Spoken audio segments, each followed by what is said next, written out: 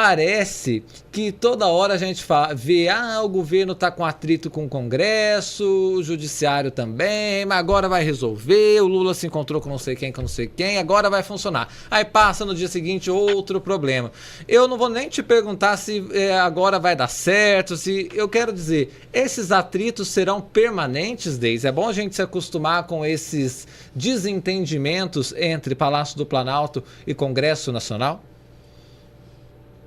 Sim, Afonso, eles tendem a ser permanentes, infelizmente.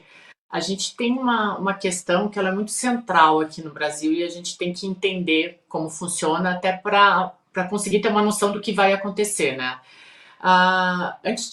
Bom, assim, a gente tem que falar no Centrão, né? O Centrão não existe em todos os países, né? Ele é uma adaptação do sistema político brasileiro, então foi um mecanismo que o sistema brasileiro encontrou para se reorganizar.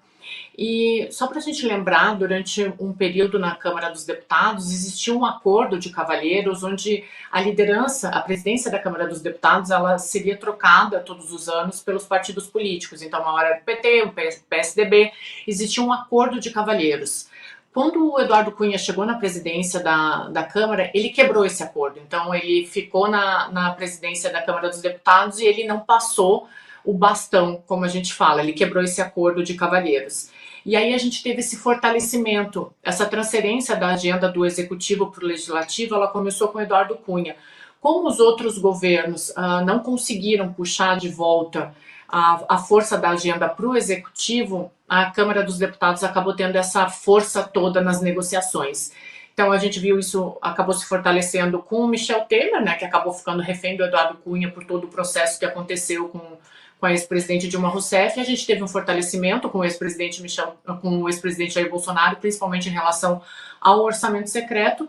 E aí o presidente Lula acabou pegando um Congresso que é muito difícil, do jeito que as coisas estão hoje e com a forma como o Congresso tem poder, é muito difícil essa agenda voltar a ficar equilibrada. Pelo menos eu não vejo formas disso acontecer até 2026, quando a gente vai ter novas eleições. Então, sim, até 2026 a gente deve ver essas negociações, esses atritos e esses conflitos com o Congresso Nacional. Isso deve fazer parte da nossa agenda agora.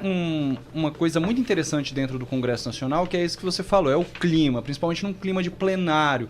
Quando você entra dentro do plenário, os parlamentares ali estão mais tranquilos, conversando, você sabe que a aprovação deve ocorrer. Agora, aquele clima de tensão, você já não sabe mais para onde que a votação vai. E hoje, nos últimos dias, principalmente na última sexta-feira, deu para perceber bastante um clima pesado com os parlamentares que estavam lá. Tinham poucos, é verdade. Hoje estava tendo CPI das manipulações de jogos de futebol, o senador Jorge Cajuru estava lá, que é da base aliada do governo, o senador Doutor Irã também estava lá, e ambos, assim, comentei um pouco com eles ali, e nem mesmo a base do governo aprovou essa judicialização. Mas aí passou 4 meses onde não se viu esse projeto de lei dentro da Câmara dos Deputados, o governo judicializa, cai nas mãos ali do Cristiano Zanin, que dá essa decisão liminar de suspender trechos da lei das desonerações, e agora está no Supremo Tribunal Federal, placar de 5-0, muito perto do governo ali ter essa decisão favorável a ele, o que fez com que o Congresso Nacional subisse o tom. Importante a gente ver o que disse Rodrigo Pacheco, chamou a ação do governo federal de descabida e catastrófica, e disse que o governo podia tentar conversar mais dentro do Congresso Nacional antes de entrar direto no Judiciário. Olha, vou te falar que amanhã tem votação dentro do Senado Federal, pelo menos a expectativa está lá na pauta, expectativa que os senadores tratem do projeto que já foi aprovado na Câmara dos Deputados, a prorrogação e reformulação do Programa Emergencial de Retomada do Setor de Eventos, o PERSE. E aí a gente pode ter a primeira resposta do Congresso Nacional ao governo federal. Primeiro, uma coisa que começou a circular e que é muito ruim, é a versão que o Centrão e a direita estão dando, de uma maneira geral, é de que começou o jogo do governo Lula com o STF. Né? Então, você não tem força aqui, perdeu aqui, você joga para o STF.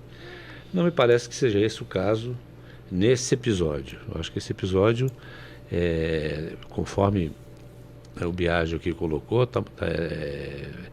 o Congresso também cozinhou em banho-maria o governo. Né?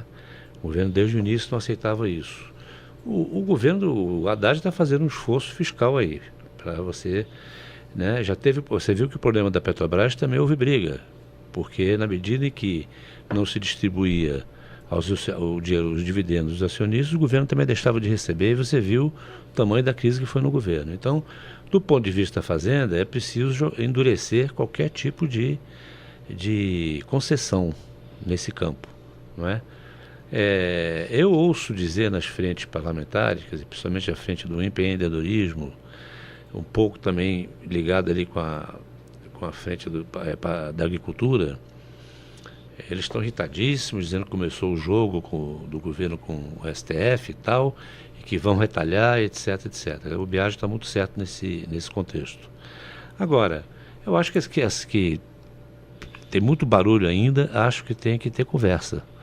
Porque a oposição também é o seguinte, qualquer coisa ela dá uma dimensão de crise. A gente já teve a oportunidade de ver que algumas dessas crises imensas e gigantescas não prosperaram, não é? Eu acho que vai ter que ter conversa porque não é um assunto simples, é um assunto muito complexo, não é? Não é uma desoneração que começou ontem, ela vem de longo tempo, não é? O governo tentou encerrá-la em 2023, ainda veio em 2023, tentou encerrar num contexto de gastos exorbitantes feitos pelo governo anterior, especialmente no período eleitoral. Então não é um assunto simples, acho que vai ter esse barulho todo, mas acho que vão ter que sentar e conversar, porque já tem mais setores querendo entrar também. Claro, se você faz uma coisa dessa com 17, em algum momento os outros vão dizer, e nós? É verdade. Por que o sapato tem mais direito a isso do que eu que faço chapéu? Sim. Entendeu? É claro que as pessoas vão querer. É uma exceção muito importante, inclusive para a prosperidade das empresas, dos negócios, etc., contra o qual ninguém pode ser contra. Na ciência política dos últimos anos para cá, alguns autores falam numa supremocracia. E a gente tem visto, além do executivo ou do próprio legislativo recorrer ao STF, a gente tem visto também a própria iniciativa dos ministros do STF em chamarem a pauta para si, né? Então a gente vê muitas vezes eles comentando assuntos que nem são da barganha deles, né? A gente sempre fala assim que o ideal seria se eles se manifestassem somente pelos autos, mas isso não acontece e a gente vê a coisa extrapolando, assim, realmente uma supremocracia e aí a gente chega nesse desequilíbrio entre os poderes. Eu acredito que isso não vai voltar à normalidade tão cedo. Acredito que isso começou muito com a mediatização do judiciário, quando a gente começou a televisionar os movimentos do judiciário. Isso começou nos Estados Unidos e veio aqui para o Brasil, começou com toda aquela questão do O.J. Simpson, mas hoje assuntos que são do legislativo estão no STF, assuntos que são do executivo vão direto para o STF. Esse desequilíbrio entre os poderes me parece que não vai voltar ao normal. E aí, o que eu vejo de muito agravante nessa questão da desoneração da folha é justamente, aí não estou tirando a responsabilidade do Congresso Nacional no meio disso tudo, porque eu sempre critico, falo que o Congresso Nacional não atua em defesa da sociedade, das pautas da sociedade. Raríssimas vezes isso acontece, mas eu acredito que o grande erro do governo nesse ponto exatamente da desoneração da folha foi recorrer ao STF, né? Teve o veto derrubado lá, foi uma das poucas vezes que eu vi o Congresso Nacional realmente discutir a pauta da desoneração, né?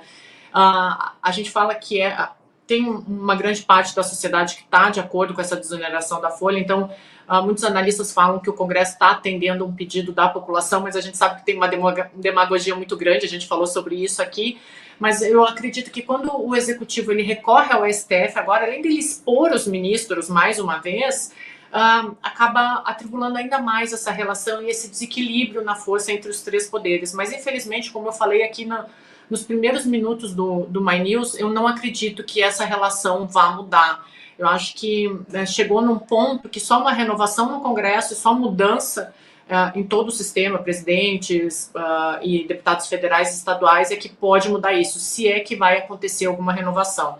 Acho que esse movimento que começou lá atrás com Eduardo Cunha, com a supremocracia, ele tende a só se agravar, infelizmente. Pelo menos é isso que os estudos mais preliminares, principalmente do Fernando Limonge, ali, eles têm indicado que esse movimento ele deve continuar acentuado. Eu tenho a impressão que isso não volta ao normal Porque esse movimento do Congresso, ele não caminhou para se consolidar numa mudança ou implantação de um novo regime. Ele fica no meio do caminho, é o chamado semipresidencialismo, quer dizer, você não tem nem o parlamentarismo, nem um outro tipo de governo. Chamado informalmente, inclusive, porque não é chamado fato, informalmente. Né? Eu até uma vez tive a oportunidade de perguntar para o ex-presidente Michel Temer, que foi um dos grandes entusiastas desse processo, se ele via o fim disso, no sentido de um novo regime, um novo sistema de governo. E o que acontece na medida que isso fica meio informal e não se transforma, não se formaliza num novo sistema? Isso não acontecendo, o executivo fica em nítida desvantagem em relação ao legislativo. Ele fica praticamente subjugado